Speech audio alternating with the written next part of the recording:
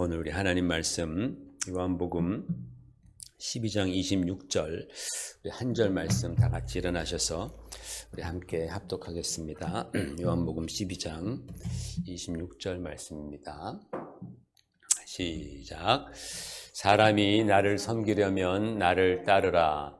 나 있는 곳에 나를 섬기는 자도 거기 있으리니 사람이 나를 섬기면 내 아버지께서 그를 귀히 여기시리라.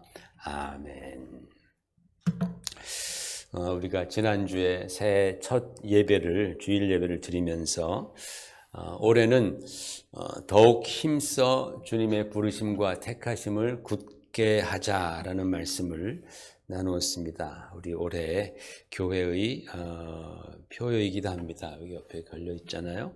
그래서 베드로후서 1장 10절 말씀을 가지고 함께 나누면서 올해는 우리가 더욱더 힘써 굳게 하자. 뭘 굳게 하느냐? 주님의 부르심과 택하심을 굳게 하자라는 말씀을 나누었고요. 또 그에 대한 이 두 가지 실천 사항으로 첫 번째, 주님을 알기에 힘쓰자. 주님을 알기에 힘쓰자. 두 번째로는 나의 연약함을 이기자라는 이 두 가지 실천 사항에 대해서 말씀을 드렸습니다. 그래서 우리 새해부터 이번 부활절까지 신약 일독 경주를 우리가 시작했습니다. 그래서 하루에 3장씩 이렇게 지금부터 쭉 읽어가면 부활절까지 우리가 신약을 일독하게 됩니다. 그것을 우리가 시작했고요. 또 아울러서 내 연약함이 무엇인지를 잘 파악해 보자. 왜냐하면 이 연약함이 사실은 마귀가 역사하는 그런 문이 될 수 있다라는 거죠. 연약함이 하나님의 은혜가 임하는 문이 되기도 하고, 또 이 연약함이 마귀가 역사하는 그런 또 문이 되기도 한다라는 거죠. 그래서 이 연약함 때문에 마귀가 역사하지 않도록 우리는 연약함 때문에 더 주님의 은혜를 바라고 더 주님께 나아가는 사람이 되자. 연약함 때문에 그 연약함을 마귀가 이용해서 우리의 신앙을 더 파괴시키는 그런 연약함이 아니라, 우리가 더 연약함 때문에 주님 앞에 매달리고 나아가는 그런 믿음의 사람이 되어야 되는데, 자칫 이것이 반대로 쓰임받을 수도 있다는 거죠. 그래서 마귀가 역사하지 않고 또 죄가 들어오는 문이 되지 않도록 우리가 철저히 정말 주님의 은혜를 바라보자라는 말씀을 드렸습니다. 물론 이 연약함을 이기는 것은요, 첫 번째 사항, 하나님의 말씀을 우리가 가까이 하지 않으면 불가능한 일입니다. 말씀을 읽을 때에 우리는 기도하게 되고, 또 그 기도 가운데에 우리의 심령은 말씀과 조화가 되어서 강건해지죠. 그래서 연약함이 은혜의 통로가 되고, 그 연약함을 마침내는 극복할 수 있게 되기 때문입니다. 그래서 이 하나님의 말씀과 그리고 우리의 연약함을 이기는 것은 정말 두 가지가 긴밀하게 연결되어 있다라는 말씀을 나누었습니다.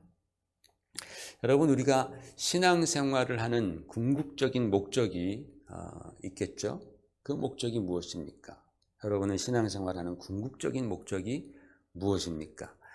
여러 가지 답이 있을 수 있어요. 그렇죠? 그래서 구원받고 천국 가는 것일 수 있고, 또 하나님께 영광 돌리는 삶을 사는 것일 수도 있고, 이 땅에서 형통함을 누리는 것일 수도 있고, 어떤 죄에 대한 죄의 짐을 벗기 위한 것일 수도 있고, 여러 가지 많은 대답이 있겠죠. 그런데 이와 같이 이 궁극적인 이 우리 신앙의 목적을 이루기 위해서 반드시 선행되어야 할 것이 있어요. 여러분 너무나 잘 아시는 것이지만 그게 바로 우리 주 그리스도 예수님과 함께하는 일이다. 그렇죠? 우리 주 예수 그리스도와 함께하고 동행하는 일이다라는 것이죠. 맞죠? 그죠? 이 모든 신앙의 궁극적인 목적을 이루기 위해서는 우리는 예수님과 함께 해야 합니다. 내가 그리스도와 함께 하지 않는다면 나에게 아무리 신앙이 크고 좋은 목표가 있다 할지라도 절대로 그것을 이룰 수 없습니다. 나 혼자 열심히는 할 수 있겠죠. 그러나 우리 주 예수님 없이는 우리는 아무것도 이룰 수 없습니다. 구원이든 또는 뭐 천국이든 또는 죄짐을 벗는 일이든 하나님께 영광 돌리는 삶이든 뭐 그 어떤 것도 예수 그리스도 없이는 우리는 아무것도 이룰 수 없습니다. 즉 예수님이 함께 하시지 않는 그런 우리의 신앙생활은 마치 무슨 공갈빵과 같이 겉으로는 번지르르하지만 톡 건드려서 한꺼풀만 벗겨보면 아무것도 없는, 또는 우리 예전에 군대에서 이렇게 바깥에 산에 뭐 하러 나가고 그러면은 가을 되면 밤을 그렇게 많이, 이제 밤나무가 있는 데 가면 너무 좋아요. 밤송이들이 막 있어가지고. 근데 어떤 것들은 밤송이가 있는데 야 그거 실하다 해서 딱 집어 들어서 보면은 안에 아무것도 없는 경우가 많이 있더라고요. 어떤 그렇게 참 허무한 신앙생활일 수 있겠다라는 것이죠. 언제? 예수님과 내가 함께하지 않는다면입니다. 그러므로 우리는 올 한 해가 주님과 함께하는 이 속이 꽉 찬 이 신앙의 한 해, 주님과 함께하는 속이 가득 찬 신앙의 한 해가 되기 위해서 우리는 더욱더 힘써야 할 것입니다. 특별히 우리가 주님과 함께하는 한 해가 돼야지, 여기에 우리가 언제나 좀 마음을 썼으면 좋겠다라는 생각을 합니다. 오늘 본문 말씀에서 예수님께서는 제자들에게 이런 말씀을 하셨습니다. 나를 섬기려면 나 있는 곳에 너희도 와야 한다. 나를 섬기려면 나를 따라야 하고 나 있는 곳에 너희도 와야 한다라는 말씀을 하셨습니다. 여러분, 우리는 주님을 섬긴다라는 말을 우리가 자주 하죠. 이 섬긴다라는 의미의 이 헬라어는 디아코네오라는 그런 우리가 많이 들었던 그런 동사입니다. 디아코네오. 이건 어떤 때 썼냐면 종이나 노예들이 자기 주인의 식탁 시중을 들기 위해서 바로 옆에서 이렇게 서 있으면서 이제 웨이터 같이 말이죠. 그렇죠? 웨이터도 기다린다는 뜻 아니겠어요? 그들이 기다리는 거예요. 그래서 주인이 물 가져와 그러면 네 하고 물 가져오고, 또 옆에서 기다리다가 주인이 칼 좀 좋은 걸 가져와 그러면 네 그럼 또 가지고 오고, 하여튼 이렇게 옆에서 기다리면서 계속 시중 드는 것이 디아코네오입니다. 여기서 이제 섬긴다라는 의미도 파생된 것이고, 그래서 신학교에서 이 집사라는 직분이 생기잖아요. 처음에 이 집사라는 직분이 생길 때에 그 집사라는 직분에다가 디아코네오라는 그 시중든다라는 그 단어에서 나온 디아코노스라는 이름을 붙여서 그들이 교회를 위해서 섬기는 직분이다라는 것을 못 박아버리죠. 그죠? 그 이름을 가지고서 그냥 섬기는 종이다. 섬기는 종이다라고 그렇게 의미를 못 박습니다. 그러면 이런 질문을 할 수 있겠죠. 그러면 집사라는 직분은 당연히 섬기는 직분인데 그 직분이 아닌 다른 직분들은 섬김을 받는 직분인가? 섬김을 받는 위치에 있는가? 뭐 집사님들만 드립다 섬기고 권사님이나 뭐 장로님, 목사님, 뭐 평신도 이런 분들은 다 섬김을 받는 사람들인가? 그런 거는 아니죠. 아닙니다. 교회의 모든 직분은 다 섬기는 직분이지 섬김을 받기 위한 직분이 아니다라는 거예요. 누가 나를 섬겨야 되고 뭐 이런 게 아니고 우리가 다 섬기는 마음으로 신앙생활을 해야 하는 것입니다. 하나님의 자녀된 모든 성도들은 다 섬기는 사람들이다라는 거예요. 그런 섬김의 스피릿, 섬김의 정신을 가지고 있어야 되는데 누구를 섬기느냐? 물론 당연히 우리 주님 되신 예수 그리스도를 섬기는 거죠. 그렇죠? 우리가 예수님을 섬기는 겁니다. 예수님을 따라가는 겁니다. 그렇다면 우리가 오늘 말씀에 우리가 잘 귀를 기울이시고 마음에 새겨 놓을 필요가 있다라는 것이죠. 예수님께서 사랑하는 제자들에게 말씀을 하시면서 이렇게 말씀했습니다. 자, 저기 보시면은 자, 제일 처음에 주님께서 제자들에게 말씀하시면서 사람이 나를 섬기려면 이라고 그렇게 말씀하는 거예요.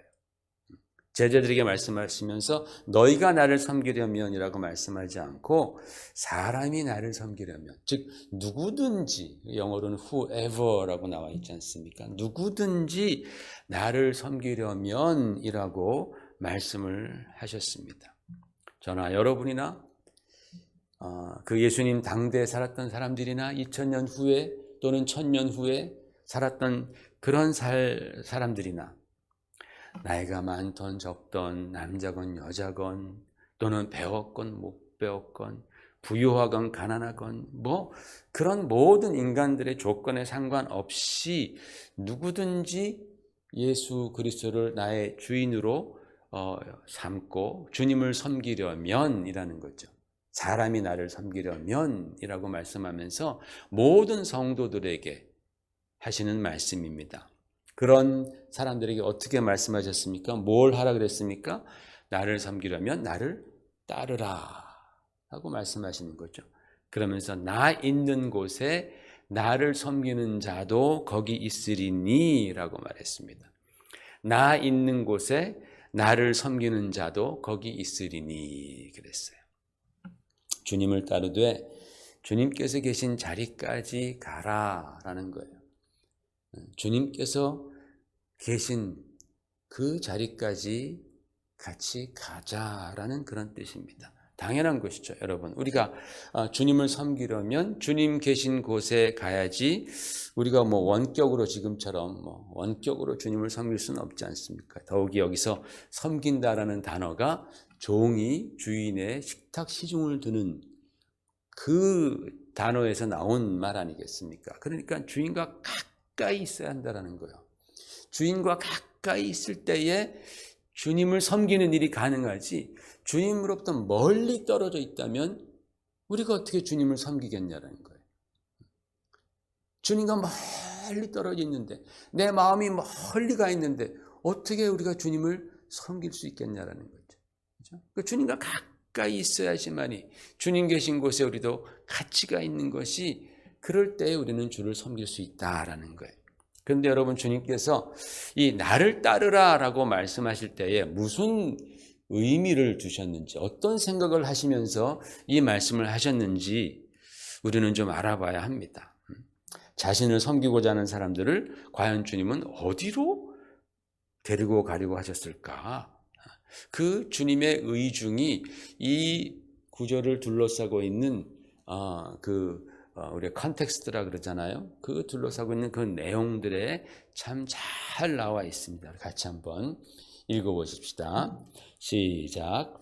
예수께서 대답하여 이르시되 인자가 영광을 얻을 때가 왔도다. 내가 진실로 진실로 너에게 이르노니 한 알의 밀이 땅에 떨어져 죽지 아니하면 한 알 그대로 있고 죽으면 많은 열매를 맺느니라. 자기의 생명을 사랑하는 자는 잃어버릴 것이요 이 세상에서 자기의 생명을 미워하는 자는 영생하도록 보존하리라.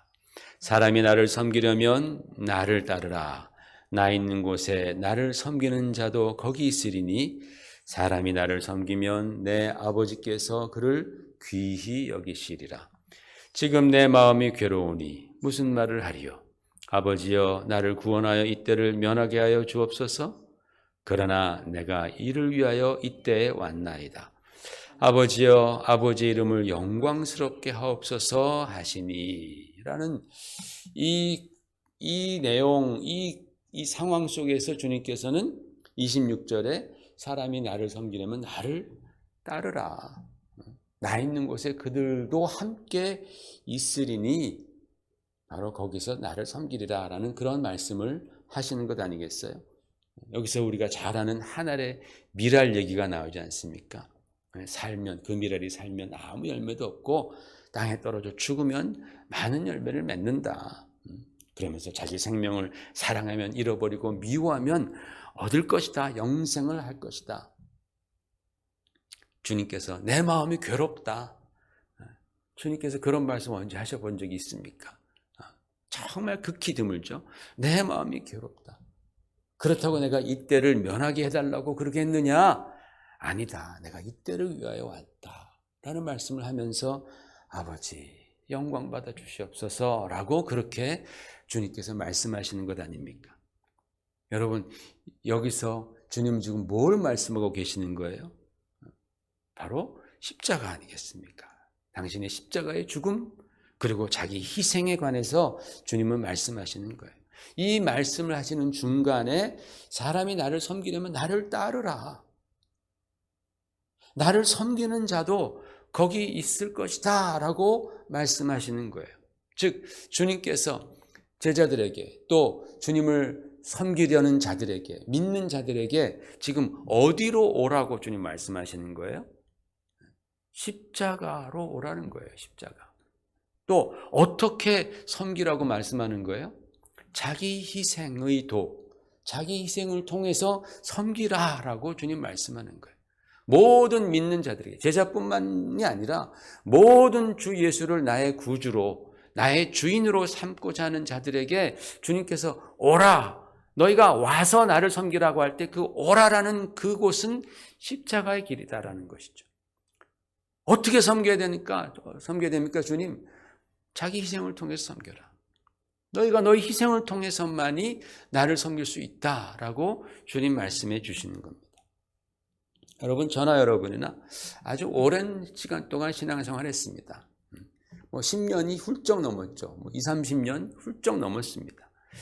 서당께 3년이면 풍어를 읊는다고 했는데 우리는 개와는 비교할 수 없는 그런 높은 차원의 존재들 아닙니까? 하나님의 형상을 입고 지음받았습니다. 그러니까 우리가 3년 동안, 우리가 3년 이상 신앙생활을 했다면 더 이상 초신자들은 아니죠. 그죠? 그런데 보면요, 소위 교회에서 잔뼈가 굵은 분들 중에서 이 예수님의 귀한 말씀을 아직도 깨닫지 못하는 경우가 정말 왕왕 있다라는 거죠. 참 속상하기도 하고 안타깝기도 하고 그럴 때가 있습니다. 여러분, 예전에 비해서 요즘은요, 사람들이 신앙생활을 좀 더 정말 폼나게 멋있게 하고 싶어하는 것 같습니다. 다른 말로 말하자면 신앙생활을 좀 더 영광스럽고 좀 더 고급스럽게 하고 싶어 한다. 어떤 그런 생각이 들 때가 많습니다. 예전에 이런 분이 계셨습니다. 믿음에 열심히 있으신 분인데 개척교회 가서는 불평을 하는 거예요. 불평을 하는 겁니다. 그러면서 한국에 있을 때는 손에 물 한 방울 안 묻혀도 우리 권사님들이 그냥 이쁘다 하면서 다 이해해 주시고 다 해주셨는데 여기 오니까는 이래야 한다고 그러면서 언제나 불평을 하셨습니다. 자기는 찬양의 은사가 있어가지고 성가대 하면서 주님께 영광 돌리고 싶은데 개척교회 오니까는 그것도 해야 되고 또 일도 해야 되고 그러니까 그냥 힘들다라는 거예요. 그렇게 불평하는 말씀들을 간간히 들었습니다. 이제는 큰 교회로 가셔서 성가대를 하십니다. 여러분, 우리는 다 진짜 편안하게 폼나게 그렇게 신앙생활하고 싶은 마음이 다 있습니다. 성도들뿐만 아니라 목회자들도 마찬가지 아니겠어요? 다 사람이 다 그렇습니다. 다 정말 폼나게 영광스럽게 신앙생활하고 싶은 그런 마음이 다 있습니다. 여러분, 제자들도 그랬다라는 거예요. 예수님의 제자들도, 예수님께로부터 직접 배운 제자들도 예수님을 보면서도 그런 마음을 가졌습니다. 하루는 요한과 야고보가 엄마와 함께 찾아와서 부탁을 드리죠. 주여, 장차 이 두 아들들을 하나는 주님의 오른편에 하나는 주님의 왼편에 그렇게 앉히소서. 그렇게 주님께 부탁을 합니다. 영광받게 하소서 그럽니다. 그랬더니 주님께서 뭐라고 말합니까? 그거 내가 알 바 아니다. 그건 내가 알 바 아니고 누구든지 합당한 자에게 아버지께서 주시리라 라고 말씀하시면서 이렇게 말씀하시는 거예요. 그런데 지금 너희는 내 잔을 함께 마실 수 있느냐? 라고 물으시는 거예요. 그런데 지금 너희는 내 잔을 함께 마실 수 있느냐? 거기서 내 잔이 뭐예요? 그런 십자가의 그런 고난의 잔, 쓴 잔 아니겠습니까? 희생의 잔 아니겠습니까? 너희는 지금 내 잔을 나와 함께 마실 수 있느냐? 그러니까 사람들이 소위 주님께 와서 청탁을 하는 것이죠. 그죠? 우리 요즘 말로 말하면 청탁을 하는 거예요. 뭐 낙하산까지는 안 되더라도 개국공신이니만큼 영광스럽게 좀 해달라는 거죠. 좋은 자리에 앉혀주고 폼나게 그렇게 주님 따라가게 해주시옵소서, 그렇게 말씀하는 거예요. 요구하는 거예요. 그러나 주님의 대답은 그건 그때가 생각하자. 그건 그때가 생각하자. 아버지께서 절대로 너희를 실망시켜 주시지 아니하리라. 아버지께서 다 알고 주시리라. 그러나 지금은 내 잔을 함께 마시자. 지금은 십자가의 길을 같이 가자. 라고 주님께서 그렇게 말씀하셨습니다. 이게 바로 주님께서 우리에게 주시는 대답 같아요. 여러분, 예전에 7, 80년대에 한국에서 정말 한참 부흥의 역사가 일어날 때 있지 않습니까? 그때는 동네마다 작은 교회들이 많았죠. 그죠? 다 개척하고 그러면서 진짜 학교방 같은 데서 지하, 그 어둡고 정말 습기 많은 그런 곳에서 그렇게 개척을 하는 경우가 참 많았습니다. 친구들 얘기 학교에서 들어보면은 너는 어디 교회 나가니? 그러면 우리는 개척교회 나간다고. 그런 얘기를 참 많이 들었어요. 저는 뭐 동네에 있을 때 저희 부모님이 이제 다니던 이제 교회, 큰 교회 다니면서 그게 뭐 마치 내가 읽은 것처럼 아주 으쓱으쓱하면서 그렇게 그랬었습니다. 지금 생각하면 정말 부끄러운 생각들인데, 이제 버스 타고 한 30분, 40분 가서 이제 영락교회 다니지 않았습니까? 거기 뭐 대형 교회죠. 가장 큰 교회였죠. 부모님이 이북에서 넘어오시는 바람에 연결이 돼서 이북 분들이 많은 곳에서 이제 그렇게 한경준 목사님 그래서 가게 됐는데, 친구들한테 물어보면은 자기 그냥 동네 교회에 다닌다는 거예요. 개척교회 다닌다는 거예요. 그래서 자기 엄마가 그 교회에서 맨날 꽃장식은 다 엄마가 도맡아서 하고, 또 우리 부모님이 또 거기서 뭐 하여튼 봉사도 많이 하신다고. 그런 경우 정말 그 개척교회 그 교회와 자기와 어떻게 보면 좀 하나님의 부르심이, 하나님의 인도하심이 거기 있다고 생각하고 정말 그렇게 헌신은 하던 그런 분들이 참 많았던 것 같아요. 그리고 그렇게 정말 한국 사회가 힘들고 어려웠을 때에 그런 식으로 이름도 없이 빛도 없이 섬겼던 분들에 의해서 한국교회는 정말로 눈부신 그런 부흥과 성장을 하지 않았습니까? 그죠? 그런 교회들이 다 성장해가지고 막 정말 큰 교회도 되고 뭐 중견교회도 되고 그랬습니다. 근데 요즘에는 하나같이 우리 목회자들 얘기할 때 얘기하는 것은 이제는 개척이 안 된다. 한국에서도 이제는 개척이 안 된다. 사람들이 안 온다라는 거죠. 누가 교회까지 와서 일하고 싶겠냐라는 거예요. 누가 교회까지 와서 일하고 싶겠냐.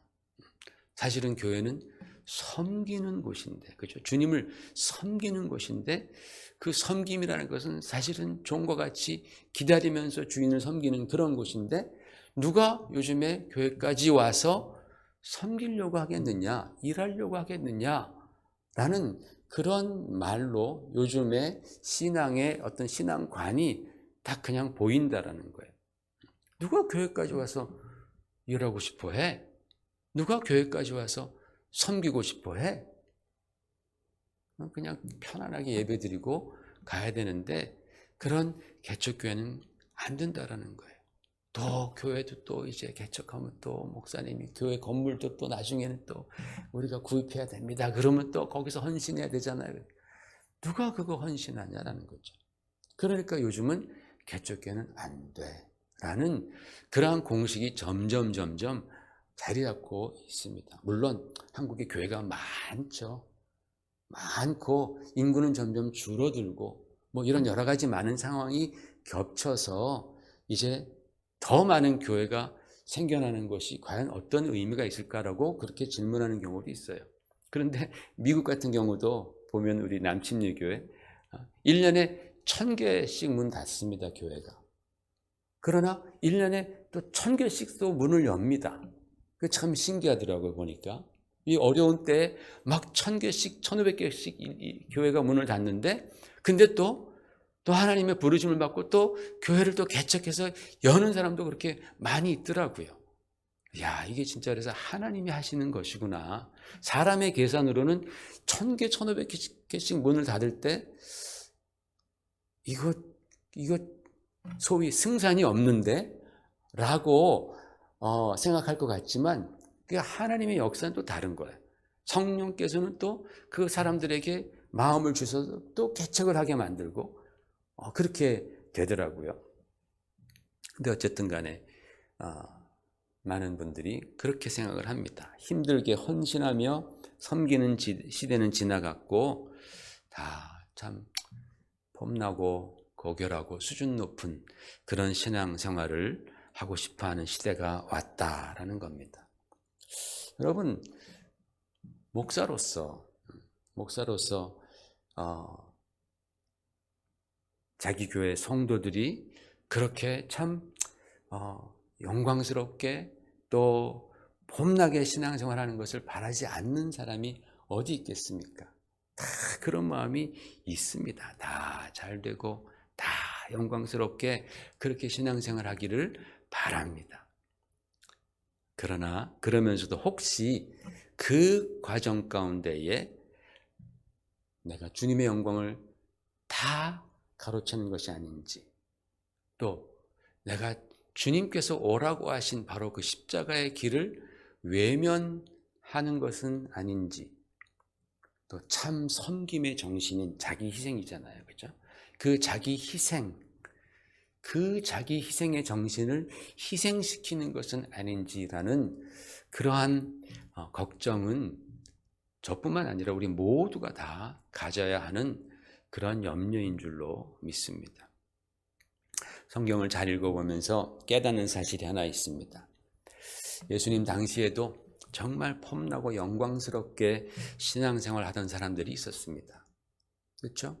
그 당시에도 유대주의인데 온 사회가 다 하나님을 섬기는, 극성스럽게 섬기는 그런 사회였는데, 그 중에 폼나고 영광스럽게 수준 높게 그렇게 신앙생활하는 사람들이 있었죠. 바리새인도 그랬고, 또는 종교 지도자들도 그랬고, 부자들도 그랬고, 폼나게 신앙생활 했었습니다. 하나님 섬긴다고 열심히 섬겼겠죠. 그런데 성경을 보십시오. 주님께서는 그런 사람들에게 있어서 별로 관심이 없어요. 별로 관심이 없습니다. 대부분 다 힘들고 아프지만 그 가운데 주님께 정말 힘을 다해서 나아가는, 주님을 정말 믿고 의지하는, 정성을 다해서 주님을 섬겼던 그런 믿음을 주님께서는 항상 기뻐하시면서 칭찬하시고 축복하셨다라는 사실을 우리는 성경을 통해서 배우게 되는 거예요. 그때도 멋지게 신앙생활하는 사람 많았겠죠. 그렇다면 여러분, 우리가 그것을 보면 우리가 주님 편에 서기 위해서 올 한 해 우리가 더욱 힘써야 될 것이 무엇이겠느냐? 내가 더 정말 주님 편에 서기 위해서 내가 더 힘써야 될 것이 무엇이겠느냐? 또 내가 주의해야 할 유혹은 무엇이겠느냐라는 것을 우리가 질문을 던질 수 있겠죠. 우리가 더욱더 힘써야 할 일은 우리 주님 가신 십자가의 도, 주님이 지신 그 십자가의 도, 자기 십자가를 지고 나를 따르라 라고 말씀하셨는데, 그 십자가의 도를 내 신앙 가운데에 정말 접목을 시키는 거예요. 우리가 참 이 십자가의 도에 대해서는 이론적으로 너무나 잘 알고 있지만 접목시키는 것이 참 어렵잖아요. 그렇죠? 내 삶 가운데 그것을 접목시키는 게 너무 어렵습니다. 그것을 우리가 접목시키기 위해서 정말 한 걸음, 작년보다 우리가 한 걸음 더 나아가기 위해서, 정말 나의 십자가를 조금 더 지기 위해서 우리가 올 한 해 힘써야 한다는 것이죠. 또 이겨내야 할 유혹은 뭐겠습니까? 이 땅에서 내가 영광을 먼저 받으려는 그런 유혹이겠죠. 이 땅에서 내가 영광 먼저 받고, 그러나 성경은 그렇게 말씀하지 않잖아요. 그렇죠? 우리가 장차 너에게 영광이 있다고, 이 땅에서의 고난은 장차 너에게 줄 그 영광과는 비교할 수 없도다라는 말씀을 주님께서 하시지 않습니까? 여러분, 영광을 받고 싶은 것, 이것은 모든 사람들의 갈망입니다. 그렇기 때문에 이것은 오히려 넓은 문, 넓은 길입니다. 마틴 루터가 그런 말을 했죠. 너가 목회자들한테 네가 설교를 잘하고 그렇게 우쭐해서 내려올 때 바로 그때가 마귀가 너를 공격하는 그런 때다. 조심해라. 사람들이 너에게 잘했다 잘했다 그럴 때 그때 내가 겸손하지 않으면 너 망한다 라는 말을 그렇게 했지 않습니까? 사람들은 다 영광 받고 싶어 합니다. 그런데 그 길로 가다 보면 그게 바로 넓은 문이요, 넓은 길. 그러나 십자가의 길은 누구나 꺼리는 것이기에 그게 바로 좁은 문이고 좁은 길이다라고 성경은 우리에게 가르쳐주고 있습니다. 여러분, 우리는 모두 다 주님을 섬기는 그런 주님의 종들입니다. 종들에게 합당한 마음이 뭡니까? 종들에게 합당한 마음은 오직 나의 주인께서만이 영광 받으시는 거예요. 오직 내 주인 되신 주님께서만이 영광 받으시는 것. 그래서 내 손은 더러워져도 주인이 신으실 신발을 닦아드리는 거죠. 내 손이 막 더러워져도 그렇게 하는 겁니다. 내 옷은 구겨져도 주님이 말에 오르시기 위해서 우리는 엎드릴 수 있는 거예요. 그렇죠? 종은 그렇게 엎드리는 겁니다. 내가 주인이랑 같이 행차하기 위해서 옷을 나도 나름대로 그래도 입고 왔는데 주인이 말을 타기 위해서 내가 진흙바닥에 엎드려야 한다면 또 엎드리는 것이 종 아니겠습니까? 다른 사람들이 나를 칭찬하면 그 영광 다 주인에게 돌려드리고 기뻐하는 것이 그게 바로 종이다라는 거예요. 그러다 보면 언젠가 때가 되면 주인께서 우리에게 당신의 영광을 나눠 주시는 때가 온다면 그것은 큰 영광인 거죠. 큰 은혜인 거죠. 주님께서 잘했다. 착하고 수고한 종아, 충성된 종아라고 주님께서 그렇게 칭찬해 주시면서 주님의 영광을 나눠주신다면 그건 은혜입니다. 은혜. 그러나 우리가 그것을 찾고 그것을 위해서 우리의 머리가 분주해진다면 아마 거기에서 주님의 칭찬은 찾기 어려울 것 같아요. 거기서 주님의 십자가의 십자가는 우리가 찾지 못하지 않겠습니까? 그러므로 여러분, 우리가 올해 한번 힘써 보십시다. 겸손하게, 우리는 정말 또 겸손하게 십자가의 길로 나아가십시다. 그렇게 우리가 주님을 섬길 때에 낮은 곳에 임하셔서 우리에게 착하고 충성된 종아 잘하였도다 라고 그렇게 조용히 말씀하시는 우리 주님의 음성을 들으시고 그 주님의 위로로 말미암아 그것이 정말 이게 진짜 주님과 나와만 알고 있는 폼나는 신앙생활이구나, 영광스러운 신앙생활이구나 라는 것을 그렇게 깨달으시는 한 해가 되시기를 주의 이름으로 축원을 드립니다. 우리 함께 기도하겠습니다.